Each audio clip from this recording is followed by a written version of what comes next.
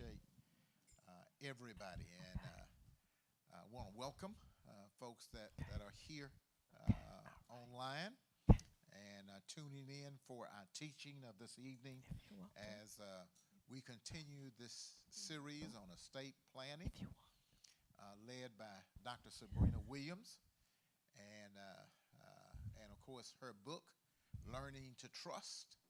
We want to encourage everybody that is here, as well as everybody that is watching or will be watching, to purchase one of her books, Learning to Trust, and of course, and once again, be a part of this great change that needs to take place. Amen. Because of this teaching, I'm even more convicted that every family, okay? It doesn't matter if you're black, white, Hispanic, Asian, whatever. Every family, once again, needs to create a trust, okay?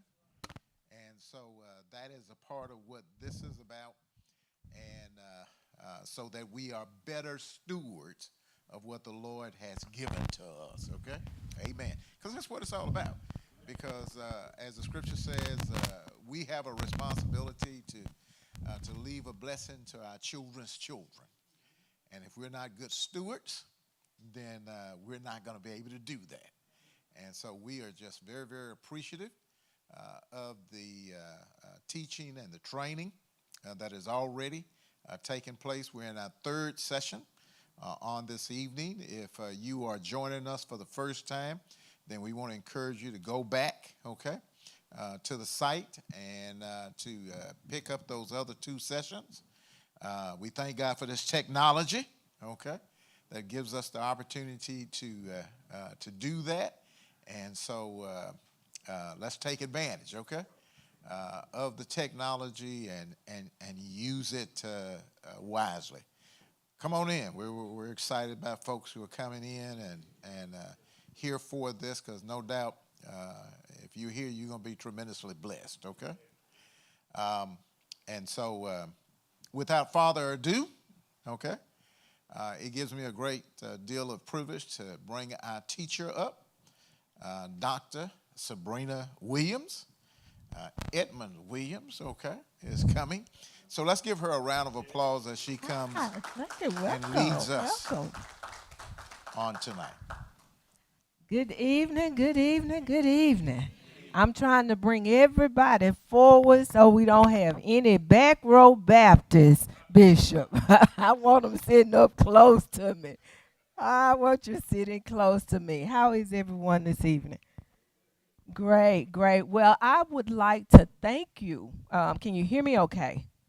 All right, I'm going to do my level best to work with the audio instructor in the back. Am I coming through okay? Okay.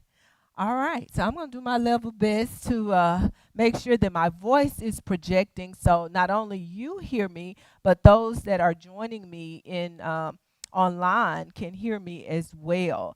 I don't have a visual in front of me. I don't know if that's intentional or if you didn't realize I didn't have one. So you guys can see what's going on behind me, but I can't see what's going on in front of me. So we're going to record. All right, there it is. There it is. All right, welcome back. If you are just joining us, we would like to welcome you to this series on estate planning. I want to begin by thanking the New Horizon Rankin Campus for hosting this series on estate planning. I do appreciate the love and the support because, as Bishop mentioned previously, this is something that impacts all of us, and it does not matter what we look like. It impacts all of us because one thing for sure, two things for certain. There might be a lot of discrimination in this world, but when it comes to that old thing called death, doesn't discriminate, does it? Doesn't know any colors. All right, so the great equalizer. All right, so this week we are going to be discussing the benefit, the importance of advanced care planning. Advanced care planning. But for those that may not have been with us previously, that may be just joining us for the first time, I'd like to introduce myself. I am Dr. Sabrina Edmon Williams, educator, author, and investor, opening minds and closing contracts. I am so noted, and I am so excited and so delighted to be here on this evening with you. Thank you again for the opportunity. Now, with that being said, that was a mouthful. But what I did not say is that I am an attorney. You didn't hear that, did you? I didn't say that. No JD here. PhD, but no JD. So that means you know what time it is. We have to read the disclaimer. Come on together. This course on estate planning is based on my personal study and my understanding of estate planning and is not meant to serve as a substitute for legal advice. That being said, what we're here to do is educate. Educate, enlighten, inform, and empower our community about the importance of estate planning. Okay? Is that fair? I have to have a JD to do that? No, I don't have to have a JD to do that. Absolutely not. All right now. So for those that have not been with us previously, and for the benefit of those who have been with us, we got to see if you have been listening. So what is estate planning? Come on, let's read it together. The process of creating a comprehensive document or set of documents that details how you want your personal and financial affairs to be handled after your death.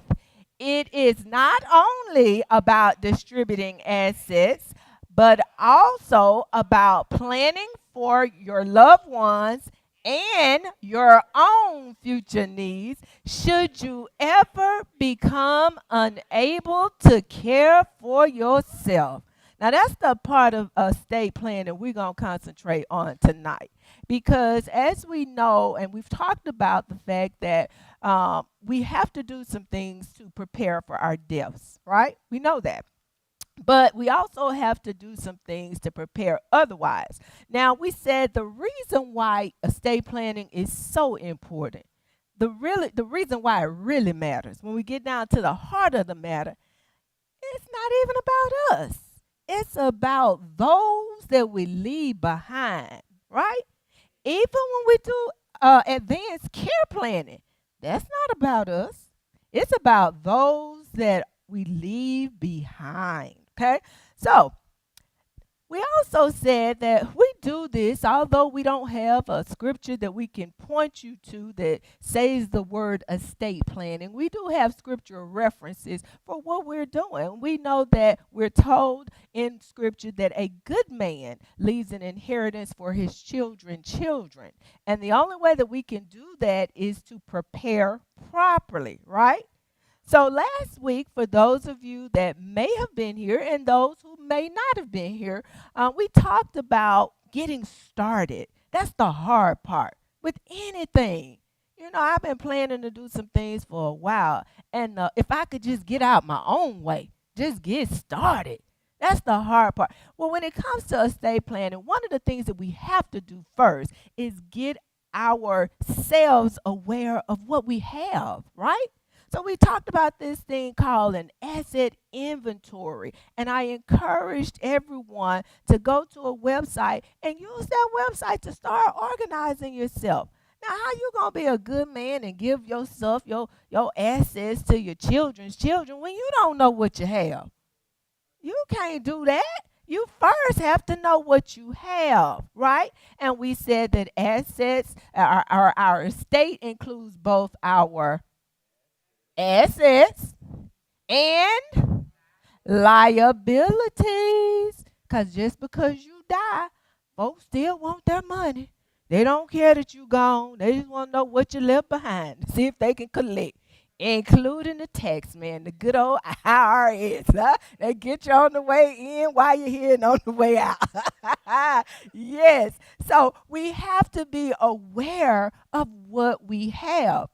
Now, got to pause right there because I have this little habit, a self-assessment. I always reach out to my team, if you will. So I'm going to call my parents and, how did I do? What did I need to do better? And I get feedback from them. And then I call my other team members, which is my family, the folks that I live with, and they give me feedback. So they told me last week that I may have said some things that some people didn't quite understand when we were talking about the things, the cars and the assets, okay, or the way we define assets. The point was not to make anybody feel bad about what they drive or where they live. The whole point was to make sure that we are aware of what assets truly are. We define them as just that car that we have or that house that we have. But we're trying to broaden our understanding of what a true asset is. Is it bringing in any income? So it's okay to have nice cars and nice things. Nothing wrong with that. But then you have to ask yourself, if we're trying to position ourselves to be good stewards and to leave that inheritance for our children's children, you can leave them a car, but they drive it, and then after, they run the wheels off of it or run all the oil out of it and blow the engine up. It's just sitting to the side. But if you leave them a Turo business, you just left them an asset. How about that? You can leave them a house.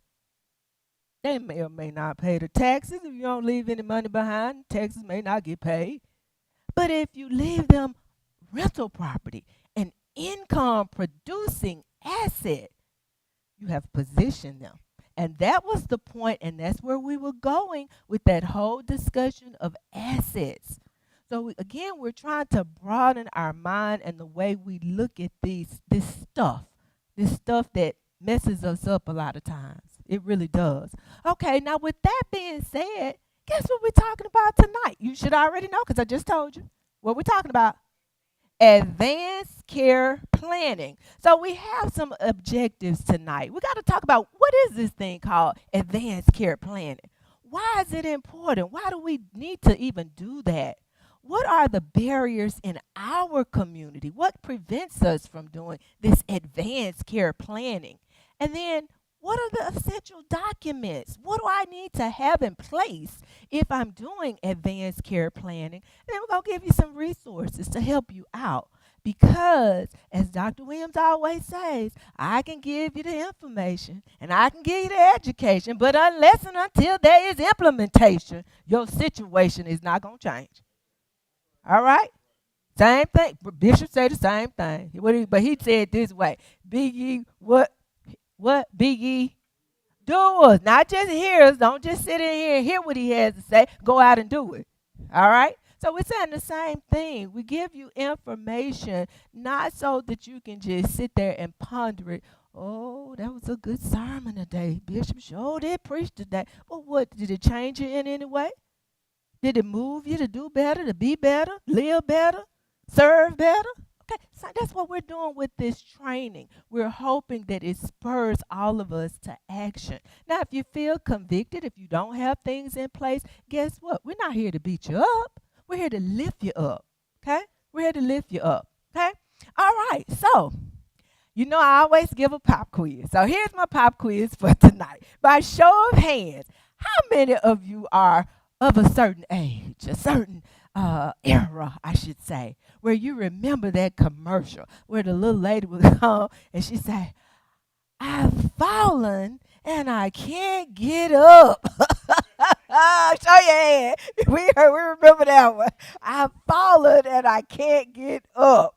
Well, from time to time, all of us may have a little slip up. We may fall. We fall down. We don't stay down, but we fall down from time to time because that's life. It happens. We never know when we are going to fall. And therefore, we need to be thinking forward. What happens when I fall? That's the whole point of doing this thing called advanced care planning, because we don't know when we will fall, when we will have incidents and accidents that require some type of medical intervention, right? And who wants anybody making decisions about their health? We don't really want that unless we are forced to let someone else make the decisions about our health and our care. But if we are in sound mind and have the ability to make those decisions, we want to make those, right? But there are times in life when we fall down and we can't get up and we can't make those decisions for ourselves. Someone else has to step in and intervene and be our mouthpiece for us. That's why advanced care planning is so important. It is so important. Again, the unexpected happens. Now, if we knew we were going to fall down the stairs, we probably would have stepped a little bit differently. Ask my daddy. He's fallen many times, fell off a ladder, broke all kind of stuff. So if he had known that was going to happen, he would have moved differently. But the point is, we don't know when the unexpected will occur. When we have some things in place, when we have our will, our decisions in place, it gives us peace of mind. You know, I know how I want to be cared for. I know whether or not I want to be placed on a ventilator. I know those things. We have peace of mind. Not only do we have peace of mind, but we give others peace of mind. Because remember, it ain't really just about us. It's about those other folks. When they have to look in our face and make a decision about whether to pull the plug or not, right? But if they know that that is what our wishes are, don't you think we make it easier on them? If they know what we want, it's easier for them. It avoids confusion. You know, if you got more than one child, this one gonna want one thing and this one gonna want something else. Well, mama wanted this, and no, that's not what mama wanted. And then you got to fight right there in the hospital. And the folks that's trying to care for your loved ones turn into referees. All that kind of, am I talking or am I talking? You know, Bishop. You already know. Y'all sitting up in here like, nah, my family don't act like that. Well, just get sick then. Just get sick and see how your family will act. Come on now. Avoid confusion and guide your loved ones. Give them the playbook. Let them know what your wishes are. That's why it's so important. So important for advanced care planning. Now let's talk about what prevents it in our community. We're not talking about them other folks. We're talking about us. What prevents us from doing what we know we probably should be doing? Well, first of all, another pop quiz. How many of you guys here that are in the audience are of a certain era and can remember back to the Tuskegee experiments? Does that sound familiar to anybody? You remember, we don't want nobody experimenting on us, right? They start talking about anything medical, I getting the side eye. I don't know about that. Because we fell for that trick one time. We ain't trying to fall for it again. So there is this inherent mistrust of the healthcare system, first and foremost. We just don't trust it. And we have reasons, because history shows that we have not really been treated well. And there are so many disparities when it comes to our folks and the healthcare system. So I understand why people would be hesitant. Of course, even when it comes to the competence of some of these healthcare providers, you go in there and you look at these people and they act like sometimes they don't even really want to be there to serve you, You get different treatment sometimes, and that impacts the way we think about the information that's being communicated to us. And even, Bishop, I know you're not going to believe this, but even religious beliefs. Some people say, well, the good Lord just going to work it out. He going to tell you, I don't have to worry about that. I don't have to think about what's going to happen. It may or may not happen. But he gives us senses. He gives us the ability to plan, doesn't he? Yeah. So sometimes even our religious beliefs can stand in the way of us doing what we know we need to do when it comes to advanced care planning. And then misconceptions about even the purpose, which we tried to just tell us a few minutes ago. The whole purpose of this is to make sure that your wishes, what you want to happen with your health, those things are followed, okay? That we know what you want so that we can follow them. So there are a lot of barriers. Now, where do we start? When you start with this thing called advanced care planning, there are some documents. There are some documents that we have to complete. Anybody ever heard the term a living will? Okay, sometimes we get some things confused. So there's the living will and then there's the last will, okay? Okay, I don't like to complicate things, okay? We don't have to overly complicate this. What does last imply? You're gone. That's it. Yep, it's over. What does living imply? You're still here. Okay, let's break it down. That's simple. You're here, you're gone. If you ever get confused about the difference between the two. So a living will, another way of looking at that living will, or another, I guess, synonym for it would be an advanced healthcare directive, right? And all that is really just a document, the document where you are expressing your wishes as it relates to your care. Not care necessarily that you're having right now, but should you fall and can't get up, what would you want to happen in those cases if you become unable to communicate your wishes? So that's advanced care directive. Now, in that advanced care directive, what does it include? So it includes the who you decide or who you designate to be making the decisions for you. That's called your healthcare proxy, okay? Who do you decide? Who do you want to make the decisions for you? Now, I can't give legal advice. I told you that. But I'm just going to say, if you know you have somebody in your life, maybe that doesn't particularly care for you too much, you might not want to make them your healthcare proxy because they may just say, go ahead and pull the plug on them. You might not want to make that person your healthcare proxy. So put some thought into that one, okay? What treatments you may want.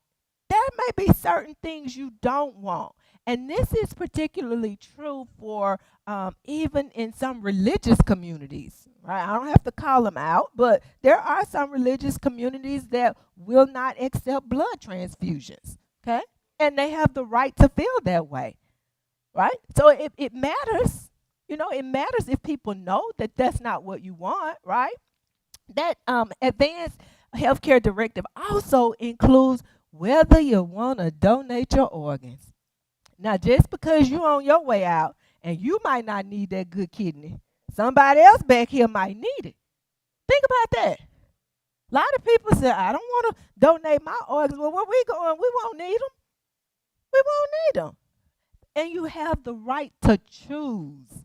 And that's serious, you guys. That really is serious because there's a whole black market out there where people are buying and harvesting organs. Really is something to think about. People say, Bishop, I don't have an estate. I don't have anything. Well, you got a kidney? You got a liver? You got something that we can put that in the trust. How about that? Put that good kidney in the trust. Okay. Now, your preferences about your mental health. How do you want those things handled? They're just some things that you should be deciding for yourself. That's a lot of weight to put on somebody else. Think about that. If somebody has to make the decision about whether or not to resuscitate, would mama have wanted to be resuscitated? That's heavy.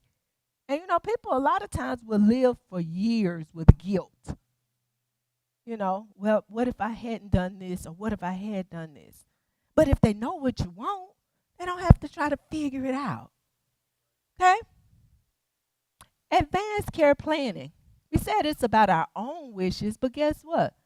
We got to start thinking forward when it comes to the people that we love, particularly those that are our seniors, our elders. those of us that still have our parents, we got to think about them. What type of care or treatment may they need at some point? In my book, I talk about Uncle Joe. Now, Uncle Joe had worked all his life. And the one thing that Uncle Joe really wanted to do was he wanted to own his own home because he wanted something to leave behind for his family. Uncle Joe worked hard. And when he finally got it paid off at the age of 75 years old, wasn't very long before Uncle Joe was diagnosed with Alzheimer's. How we like to say it, Bishop? What we call it? Old timers. Old timers. Come on, y'all, talk to me. Uncle Joe had old timers. Now, the family saw things shifting in Uncle Joe's life, so they started stepping up and trying to make some plans for Uncle Joe. Well, guess what? When they started doing their research and they realized Uncle Joe needed to go into a long-term care facility, what we started thinking about then? The assets. The assets. Uncle Joe's family got to thinking about the assets. But guess what? Uncle Joe didn't have a plan in place. So that home that Uncle Joe wanted to leave behind, Uncle Joe wanted to build generational wealth. He wanted to give his family something to build on, a foundation. But because he didn't know, he didn't plan. Well, guess what? He had to deal with something called the Medicaid Estate Recovery Act. What is that? What is that? What are we talking about? So, know the way the system is designed. Oh, yeah, we'll help you out. Bring your loved one. They need a place to stay. Come on, we'll get them in the nursing home. We'll help you get them in the nursing home, and we'll give them care and treatment, and, we'll keep them around until they expire. And then when they expire, you get the letters in the mail. Guess what? You know all that good treatment your loved one got? Somebody has to pay for that. So we want to find out what Uncle Joe had and what Pawpaw and Big Daddy and Grandma had. Because we want our share of that, right? But you know how they get you? They get you on the front end. When you go in, guess what they have you do? Fill out the paperwork, sign your name, and all that stuff is in the fine print. We were so excited to get them in the nursing home. We just, where I sign? We sign, and they got all that language in there that say, we see you on the front end, and we're going to see you on the back end, too. Okay? We got to start planning for this. Because guess what? People that don't look like us, they plan. Let that sink in. People that don't look like us plan. In fact, I actually had one of our legislators one time to tell me not too long ago that there are some folks in the state of Mississippi that plan. They plan well. Yeah, they get benefits. And I'm not suggesting, I'm not an attorney, I can't give you any legal advice, but we work for ours too. When you work for it, why shouldn't you be able to enjoy the fruits of our labors and benefit from the system? Everybody talk about welfare. That group benefit from welfare, that group benefit. We all benefit from it. Leave that alone. Come on. We all benefit from it. The system is designed for us, okay? But we got to know how to play the game. You got to know how to do it. When you don't plan properly, you find yourself in the same situation as Uncle Joe. Uncle Joe wanted his family to have something to build on, but he didn't have a plan. So, this Medicaid Estate Recovery Act is federally mandated, which means it really doesn't matter what state you live in. Say, I get sick over here, I'm just going to go on over to Alabama. The law is different over there. This is a federally mandated program. You got to recoup some of this money, okay? It typically applies to individuals who are, 55 and older. That's me, okay? Freddie, that's us.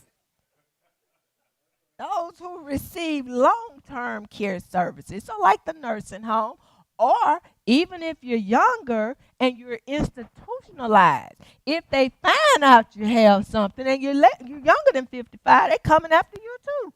You're not protected either, okay? Now, here's the part that trips us up. Here's the part. Oh, y'all was waiting for this part. Y'all said, well, Dr. Williams, I got that handle. Because I'm just going to take my mama's stuff out of her name and transfer it into my name. Am I talking to anybody? Yeah, y'all know what I'm talking about. I'm just going to take it out of her name and put it in my name. And that's fine if that's your strategy. But let me just say this. Please wait at least 5 years before you go and apply, because there is a 5-year look back window. So if the house was in mama's name last year, year before last, or the year before that, guess what? Doesn't work. Your plan is not working. So we got to start thinking forward sooner and planning. We got to become on the what? Offense as opposed to always on the defense, because it's not going to work for us. It's not working for us. All right. So, what are some legal strategies? Okay? Legal strategies. I'm not giving legal advice. I'm just telling you what they are. What people use.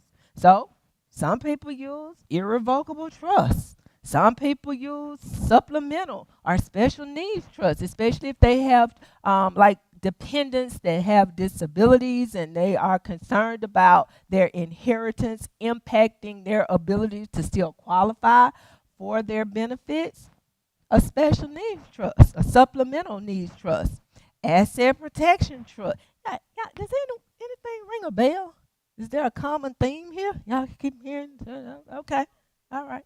All right. We're not here to talk about this tonight, but we're gonna talk about it. We're gonna talk about it. All right. And then life estate plans. So again, you have to have a strategy.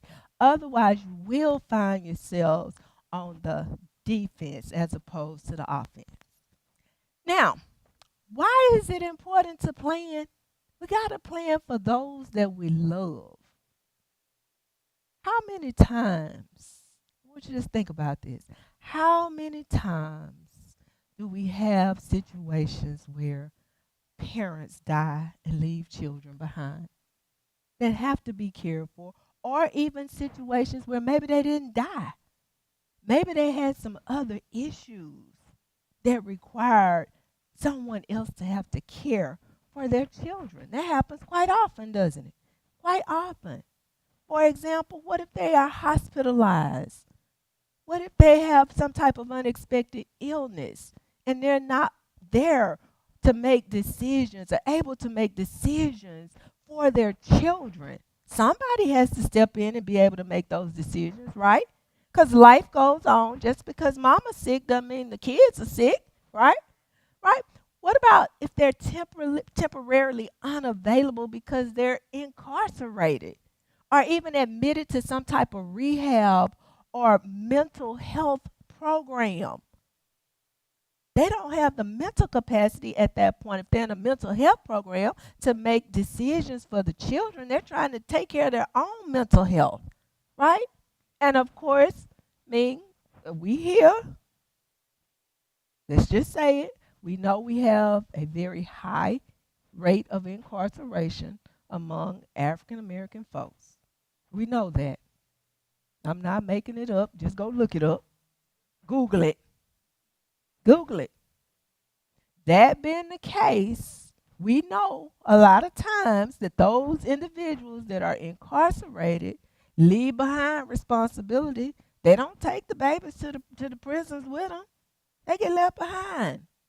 So some planning has to take place for their care, or stuck out of the country. How many people, anybody military, ever been military? Been military, right? Okay. Sometimes you take your family with you. Sometimes you don't take your family with you. But if you leave behind children, still somebody may have to make decisions for them. Okay? So I want you to think about that.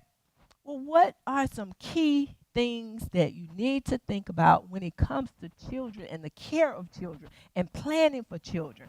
Well, first, what are your values? You know, everybody doesn't share the same values. You may have certain things that you just say, that's not going on in my household. Other folks, whatever, whatever, whoever. And if you have certain values, certain parenting styles, you might want to find somebody who shares those values, to be a guardian for your children.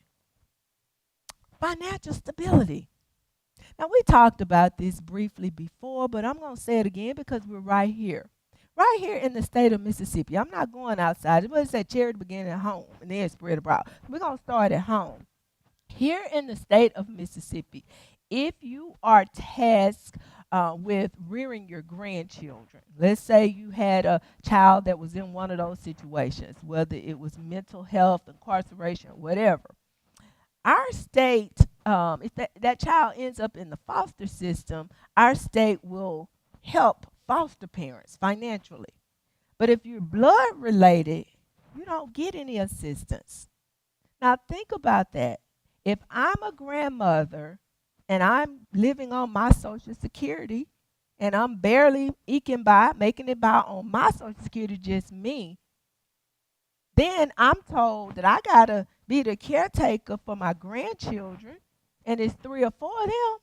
I love my grandchildren, but that's a financial strain.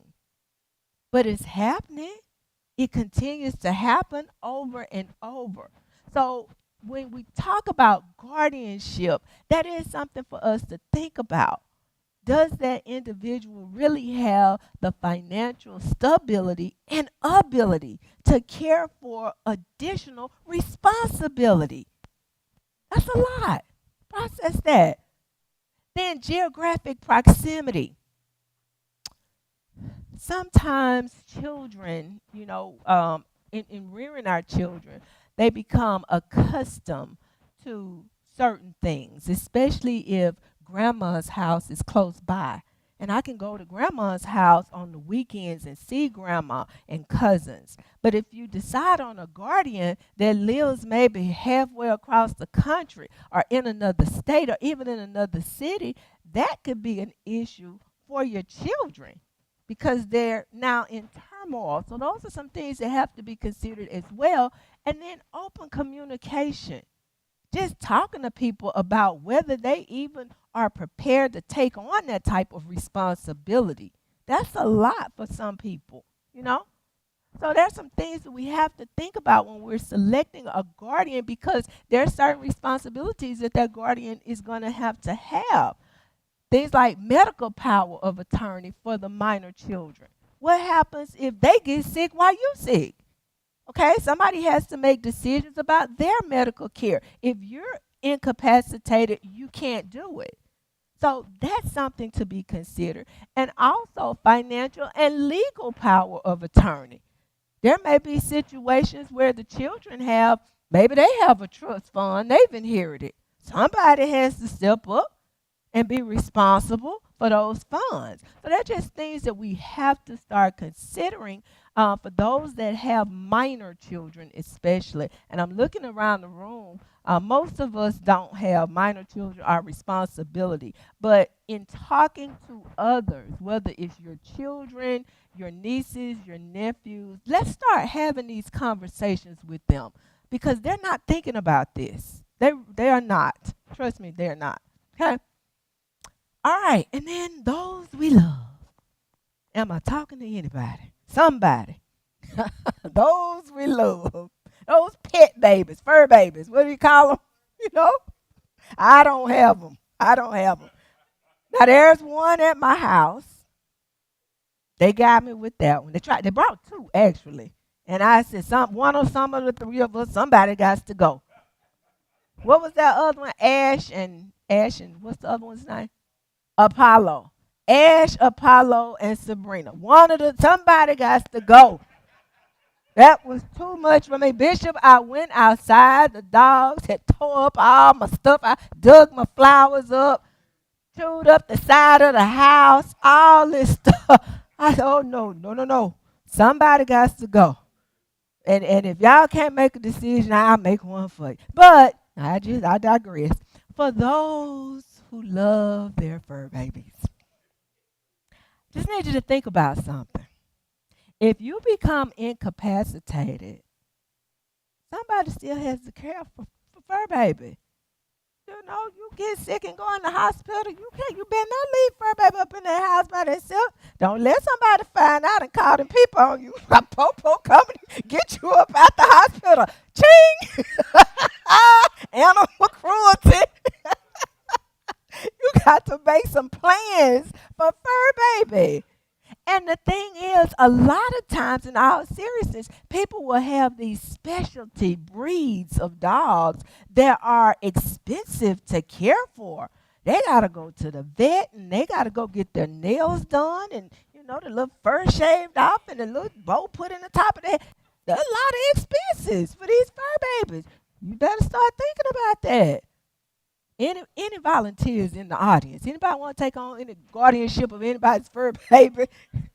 Okay. Nobody volunteered for that one. Now, again, we try to speak where the Bible speaks, and, you know, we try to be silent. And as we said, we don't necessarily have the terms estate planning in the Bible. But I thought about it. I was like, well, do we really have any examples, any biblical examples of advanced care planning? So I did my level best to find some melanated images. This is about what I came up with, okay? So y'all work with me on this one. Anybody care to guess what that first image is? The one that's, well, I'm looking at it, it's to the left with the man and the lady. No, not quite. Good guess. Once again, one thing you said was right. One of them was right. Who? Jesus and who? Jesus and Joseph. Jesus and Mary and his mother. So where I was going with this, okay, you don't see two men. How you look up there and see Jesus? Okay. She looked kind of young on that. I told you I did the best that I could. You know, these images can be very, very construed. So, Jesus, when he knew that he would no longer be here, what did he do? He looked out. He made plans for his mother. Does that sound like advanced care planning? He made plans. And who did he entrust her care to? To John. He found somebody that he felt was trustworthy that would take care of his mama. Take care of your mama. Take care of your mama. And him too. Daddy too. All right. So that's one example. Now this other example. Y'all did good on the first one. All right. Let's see if you can figure out the second one. Absolutely. I wish I had a little ding. All right. Moses, think about it. Now, his mother knew she had to do something. She knew she had to do something because if she didn't, what was the alternative? Death. The baby would be killed. Don't you think it took some planning? And she figured that, she had to do some serious planning because she put him right where he was going to not only be found by the right person, be brought up, reared up in the right situation. That woman did some planning, you know? So we do have examples of people that did some forethought, some forward thinking because they cared about these individuals and what their lives would be like. Okay? So we have some examples. 2025 today, but if we think back just 5 years ago, where were we? COVID. Lot of sickness all over this world. Not just here in Mississippi, not just here in the United States. People were literally dying all over the world. Okay? But a lot of people got sick, didn't die. Because all sickness, not unto death. But I wonder, and this is where I had my aha moment, you guys. Read the book, read the book. This is when I had my aha moment. How many of those individuals, how many of those individuals that went into the hospital with COVID actually went in with a health care directive in place? Think about that. Do you all remember that there was a time when there were discussions being made about who would get a ventilator and who would not get a ventilator? Yeah, yeah. I think about that often. We never know. That's the point. We never know when we'll fall down, we can't get up, we need some help. And the wonderful thing is, while we are up, we have an opportunity to make plans for our care. We have that opportunity. And what I'm here to do today is call you to action. Again, Dr. Williams tells you, I can give you the information, and I've given you that. I can give you the education. I've given you that. You got the book. You see the examples. I talk about Wendy Williams, help you to understand what was going on there and how her family could not make decisions for her health because she didn't have anything in place. Okay? We have the examples. Just like we have the Bible and we got the examples in the Bible, we have the examples all around us of people who did not get it right.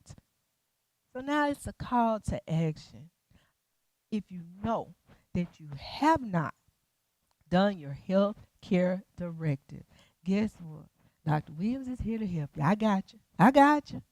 I got you. I wouldn't start this conversation and just leave you hanging, okay? We know October is National Estate Planning Awareness Month, and I want us to be serious about acting during the month of October. So, last week, I asked you to take out your phone and scan this little QR code. You go to a platform, it's called Learning to Trust Estate Planning Made Simple.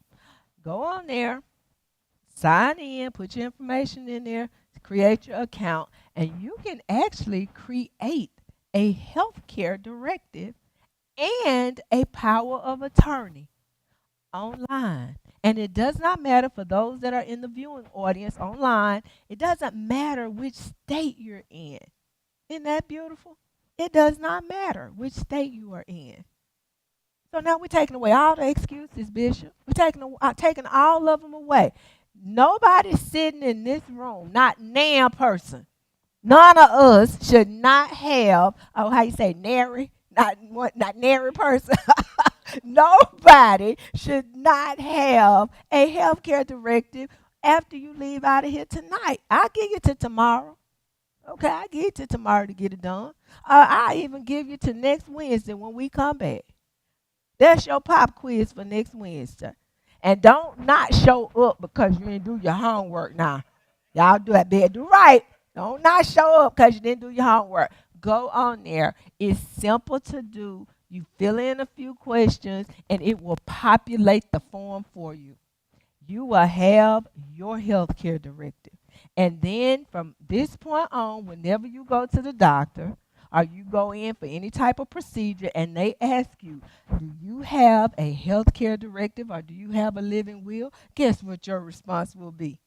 I sure do. I sure do. I got my business fixed. Here it is right here. Okay? So we're going to help you with that. Now, of course, I have made this offer. If I can help you in any way, please feel free to scan this QR code, schedule a 15-minute consultation with me. We can talk. I have had people to call me, and I enjoy interacting. What I don't really enjoy, you guys, is when I get calls on the back end of things because I can't help on the back end of things. Like I got one last night about 9:30, actually. Somebody called me and said they had a death in their family, and of course, as is often the case, we're trying to figure out how we're going to put them in the ground because nobody has no money, right? We don't have any insurance. So you know, I got $5 on it. Well, I can let you have 10. I might let you have 25. Call Pastor Joe. He might give you what you gonna give on it. About $35. Well, and while we putting all that together, the funeral home said, well, you got till Monday. You got till Monday. And we gonna move on because we need somebody else in that spot right there. We got other folks trying to get up in here. So person called, and unfortunately, the way the person left their affairs, family doesn't even know who they bank with. Said, well, I was told that he gets a check. Check probably going in the bank. We don't even know what bank he banks with. So the question they had for me was, well, how do we get the money out the bank?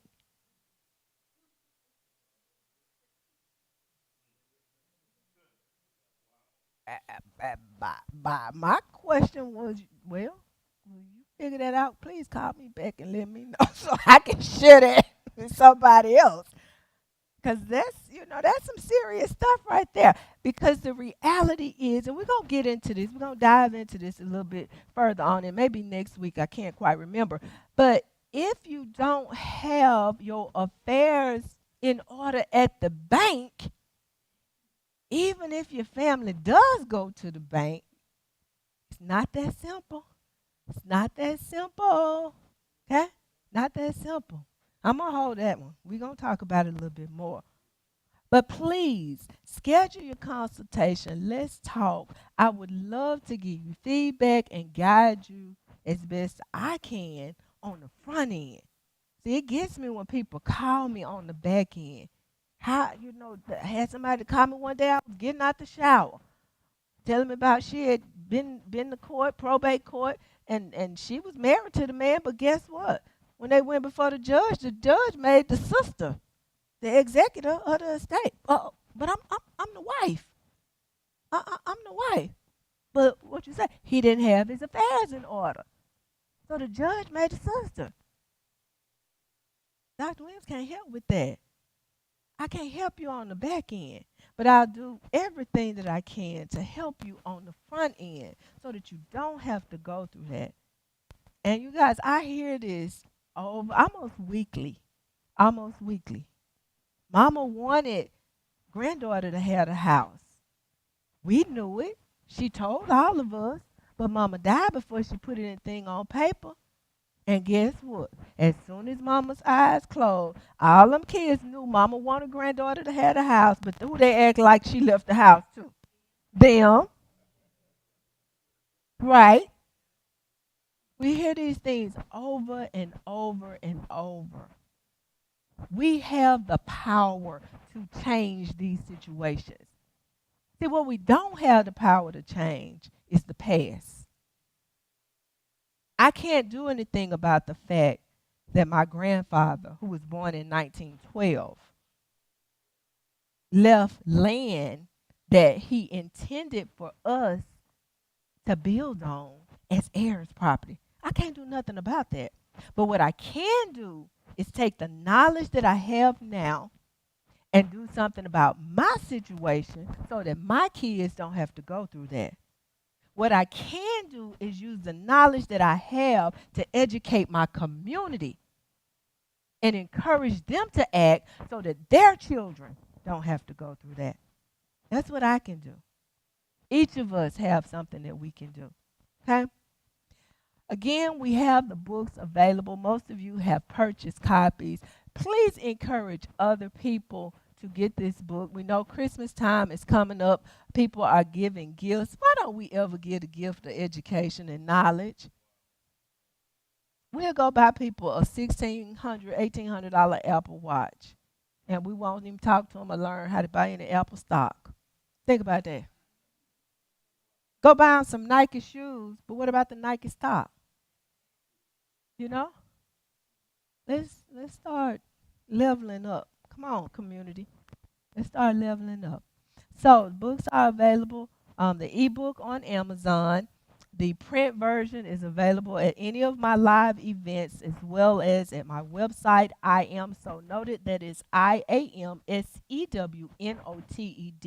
Again, we need the help to continue getting the messaging out there. We host a radio show that airs locally on Mondays, 7 a.m. So Talks Money and More.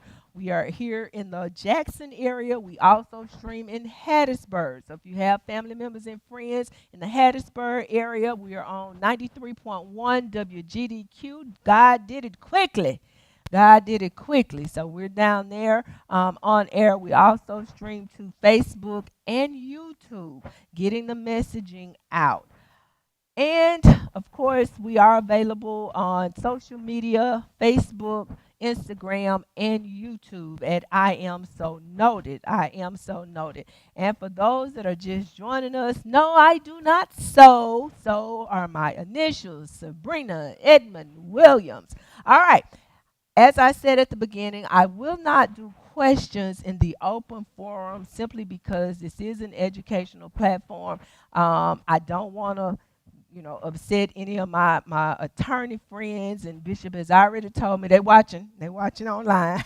They may not be here, but they're watching online to see if I'm going to trip up. But if I can help you, please, you have my information, you have, way to contact me, please do so.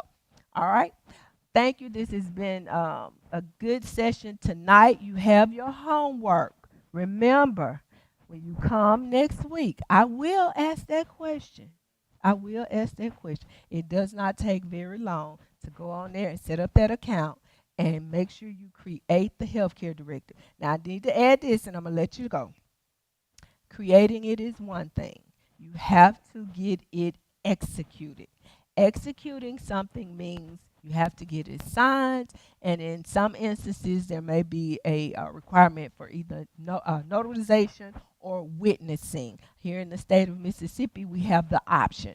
But for those of you that are online, your state may have different requirements. When you execute that document, it should tell you which one is required. But here in the state of Mississippi, you can either get it notarized or have 2 witnesses to sign it. Okay? So, right. Unrelated to you, witnesses, okay? All right? So is that simple enough? All right. Now, if y'all don't do right, I'm going to tell Bishop on you. If y'all don't do right. All right. Good night. Thank you.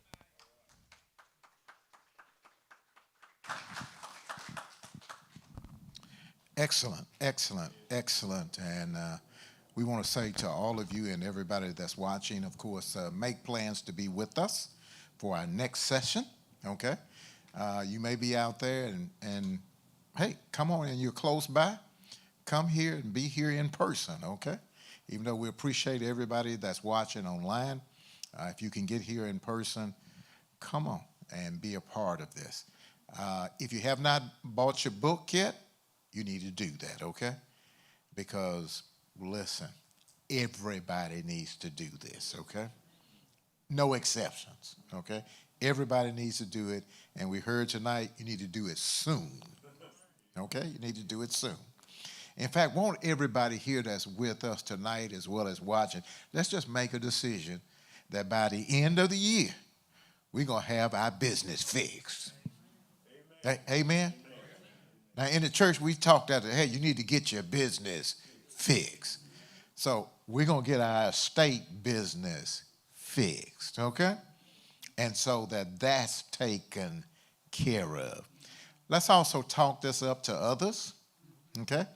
Other people you know, friends and family. Once again, you can, hey, the great things about this technology, you can invite everybody you want to come in person, as well as you can call your cousin, your uncle, your mama, your sister, whoever it is, wherever they at, and say, tune in, okay?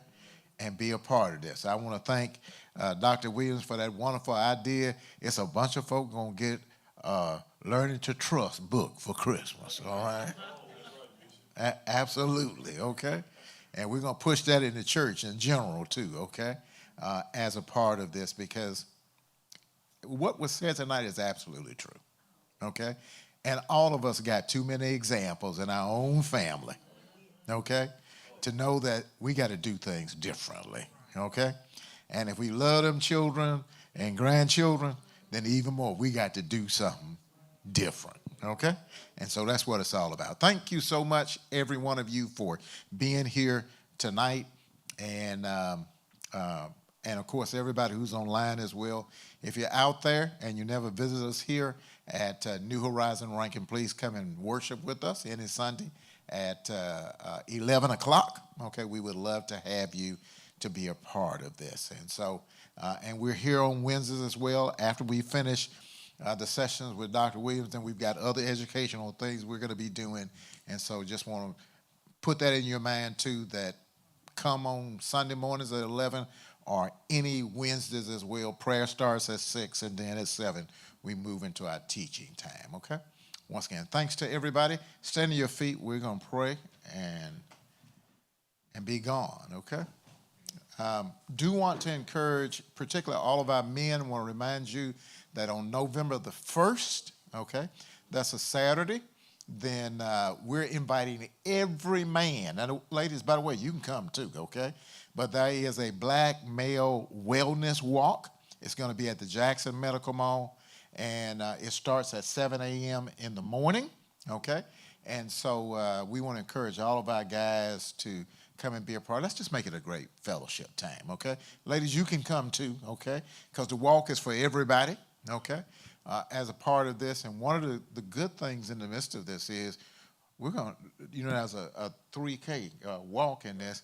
We're going to walk by Mega Evans' house, okay, as a part of this. And so it's a lot of good things that's going to happen in the midst of this. So make some plans already to do that, and let's be a part of these good things. Father, we praise you for your great goodness and mercy to us. Thank you for excellent teaching. Thank you for things that help us to get prepared so that we really are a good steward, Lord, of everything that you've given to us. Thank you for Dr. Sabrina Williams. May you continue to bless her real good, and then help all of us to be good stewards with all that you are giving to us. Bless every person that is here, whether they're here personally, online. Be with each and every one. Help us even more. In Jesus' wonderful name we pray. And everybody who agrees said together, Amen. You're dismissed. God bless your heart.